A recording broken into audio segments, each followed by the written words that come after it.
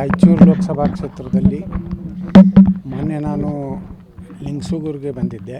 ಇವತ್ತು ಮಾನವಿ ಇದೆ, ನಾಳೆ ಧಾರವಾಡ ಲೋಕಸಭೆಗೆ ಹೋಗ್ತಾ ಇದ್ದೀನಿ. ಈ ರೀತಿ ಒಂದು ಪ್ರವಾಸ ಇಟ್ಕೊಂಡು ಬಂದಿದ್ದೀವಿ.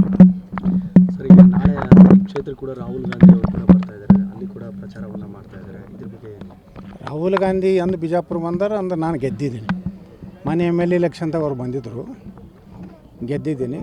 ಅಂದರೆ ಅದು ಶುಭ ಸೂಚಕ BJPಗೆ. ರಾಹುಲ್ ಗಾಂಧಿ ಬಂದಲ್ಲಿ BJP ಗೆಲ್ತದೆ. ಅಂದರೆ ವಿಜಯಪುರ ಲೋಕಸಭೆ BJP ಪಾಲಾಗ್ತದೆ ಅಂತೇಳಿ ಕ್ಲಿಯರ್ ಇಂಡಿಕೇಶನ್ ಇವತ್ತು ರಾಹುಲ್ ಗಾಂಧಿ ಕೊಟ್ಟಾರೆ.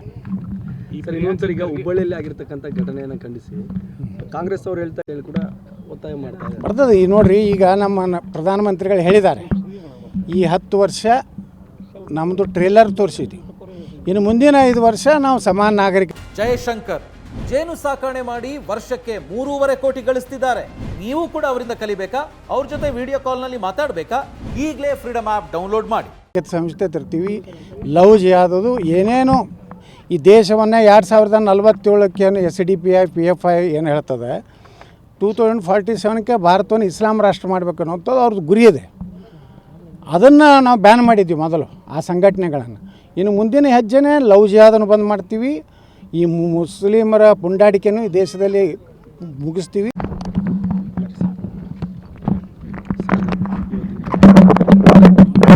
ರಾಯಚೂರು ಲೋಕಸಭಾ ಕ್ಷೇತ್ರದಲ್ಲಿ ಮೊನ್ನೆ ನಾನು ಲಿಂಗಸೂಗೂರಿಗೆ ಬಂದಿದ್ದೆ. ಇವತ್ತು ಮಾನವಿ ಇದೆ, ನಾಳೆ ಧಾರವಾಡ ಲೋಕಸಭೆಗೆ ಹೋಗ್ತಾ ಇದ್ದೀನಿ. ಈ ರೀತಿ ಒಂದು ಪ್ರವಾಸ ಇಟ್ಕೊಂಡು ಬಂದಿದ್ದೀವಿ.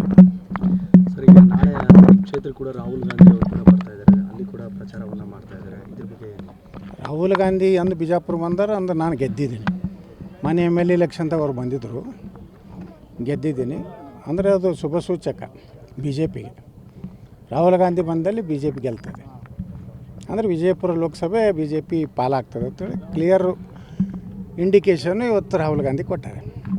ಈಗ ಹುಬ್ಬಳ್ಳಿಯಲ್ಲಿ ಆಗಿರ್ತಕ್ಕಂಥ ಘಟನೆಯನ್ನು ಖಂಡಿಸಿ ಕಾಂಗ್ರೆಸ್ ಅವರು ಹೇಳ್ತಾ ಹೇಳಿ ಕೂಡ ಒತ್ತಾಯ ಮಾಡ್ತಾ ಇದ್ದಾರೆ. ಬರ್ತದೆ. ಈ ನೋಡ್ರಿ, ಈಗ ನಮ್ಮ ಪ್ರಧಾನಮಂತ್ರಿಗಳು ಹೇಳಿದ್ದಾರೆ, ಈ 10 ವರ್ಷ ನಮ್ಮದು ಟ್ರೇಲರ್ ತೋರಿಸಿದ್ವಿ, ಇನ್ನು ಮುಂದಿನ 5 ವರ್ಷ ನಾವು ಸಮಾನ ನಾಗರಿಕತೆ ಸಂಸ್ಥೆ ತರ್ತೀವಿ.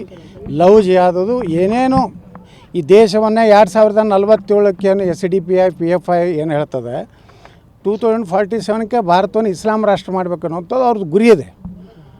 ಅದನ್ನು ನಾವು ಬ್ಯಾನ್ ಮಾಡಿದ್ವಿ ಮೊದಲು, ಆ ಸಂಘಟನೆಗಳನ್ನು.